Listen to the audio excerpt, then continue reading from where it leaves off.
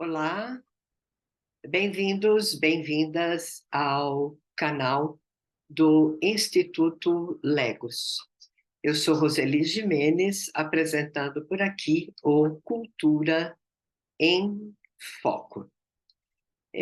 Como sempre, o Cultura em Foco procura trazer obras literárias, filmes, obra de arte, tudo aquilo que se relaciona com a cultura contemporânea e com temas que possam ser interessantes ao Instituto Legos, um instituto multidisciplinar que tem como foco a cultura, mas a saúde, as questões psíquicas por excelência.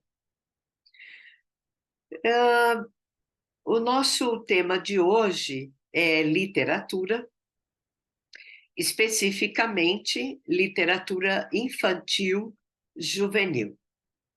É muito importante que seja enfatizada essa nomenclatura, digamos assim, porque algumas obras literárias se dedicam a algumas faixas específicas, não é? A infantil juvenil, só a juvenil, ou a literatura que convencionamos chamar para adultos. Então, vou comentar para vocês a obra A Ilha dos Quatro Meninos, de Adriano Messias. Adriano Messias é um pesquisador muito mesmo importante, trouxe muitas discussões a respeito do antropoceno na relação cultural para o Brasil, e é um escritor, não é, do qual já falamos aqui no Cultura em Foco, já analisamos obra dele, né? Mas é um profícuo escritor no sentido amplo da palavra e específico. Ele tem uma construção gigantesca de obras, construiu vários prêmios, não é? Mas sempre as suas obras primam pela qualidade. Então, o escritor Adriano Messias, inspirado em suas próprias experiências de leituras infantis, juvenis, adolescentes, projeta na narrativa A Ilha dos Quatro Meninos exatamente quatro meninos que sucumbem a um acidente de avião e sobrevivem e vão parar em uma ilha deserta.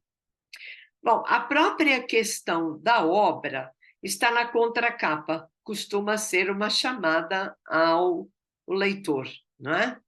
A contracapa diz assim: será cada qual de nós uma ilha, cercada de questões e dúvidas por todos os lados? Eis uma metáfora para o que se apresenta em uma ilha, não é? E nesta narrativa não é diferente. Mas ainda, partindo da questão filosófica, Nenhum Homem é uma Ilha, do poeta John Donne, o autor traz uma reflexão desse aforismo bastante conhecido, que foi dada por Milor Fernandes.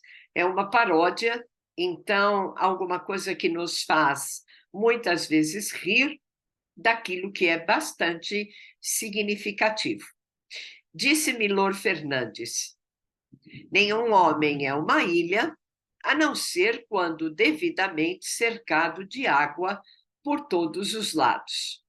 O que bate de frente mesmo com a definição do que seja a ilha do ponto de vista geográfico, né? E a paródia mostra um tom que desmistifica a afirmação.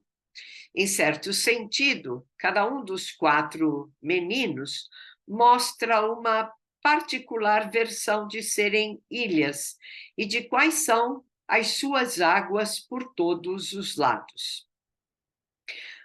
Como eu já disse, A Ilha dos Quatro Meninos pode ser considerada literatura infantil e juvenil, mas para a juvenil. Não apenas pela idade de seus personagens, não é? Que em média têm entre 12 a 14 anos, mas pelas aventuras vivenciadas por eles, pelos sonhos que povoam o nosso imaginário adolescente, pelas buscas e soluções para problemas que parecem insolúveis, na ilha de fato e na ilha que somos cada um de nós. Então, as configurações filosóficas estão por toda parte, sem que nos pareçam maçantes como aulas de história, filosofia ou literatura. Mas este narrador procura usar o diálogo em boa parte dessa narrativa, dando exatamente a cada um dos meninos a solução, o enfrentamento, os sonhos, as questões filosóficas que eles precisam resolver. São questões éticas, né? Questões que partilhamos no nosso contemporâneo.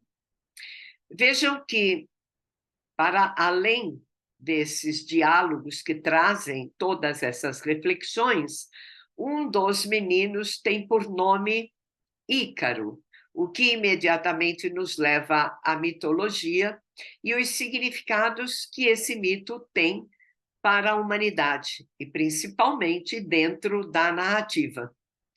Obviamente, Ícaro está longe de ser este ser mitológico, mas tem na sua trajetória de vida e nos acontecimentos na ilha boa parte do que a mitologia em relação a Ícaro nos ensina, não é?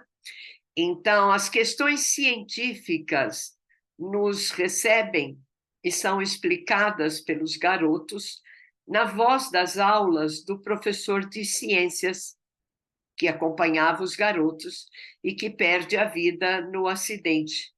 Esse professor deixa ensinamentos que promovem entre os meninos saídas de situações, por exemplo, das mais simples, como quais plantas podem ser ingeridas, né?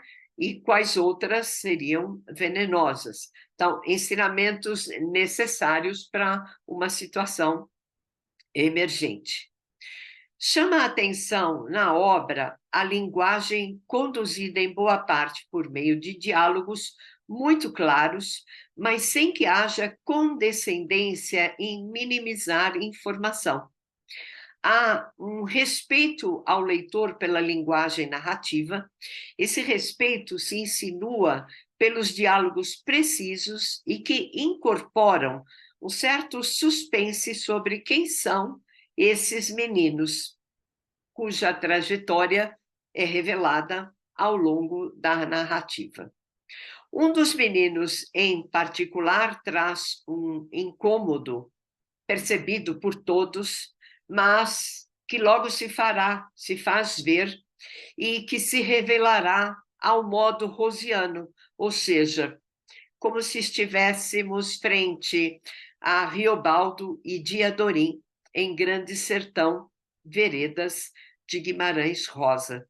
Então, esse modo rosiano nos revela quem é esta pessoa, não é? Numa descoberta bastante delicada.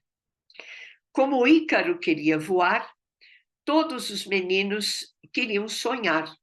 Assim sonham os leitores com a possibilidade aberta inclusive para o final da narrativa que se dá de forma dupla. E aqui eu vou seguir veementemente a recomendação dada para nós pelo autor ou pelo narrador. Não conte a ninguém os finais deste livro. Não contarei, mas recomendo. Eu acho que não só crianças e adolescentes vão apreciar essa obra do Adriano Messias. Aliás, recomendo muitas das leituras do Adriano. O Cultura em Foco fica por aqui, deixando a recomendação, esperando por vocês na próxima narrativa, no próximo encontro. Até breve.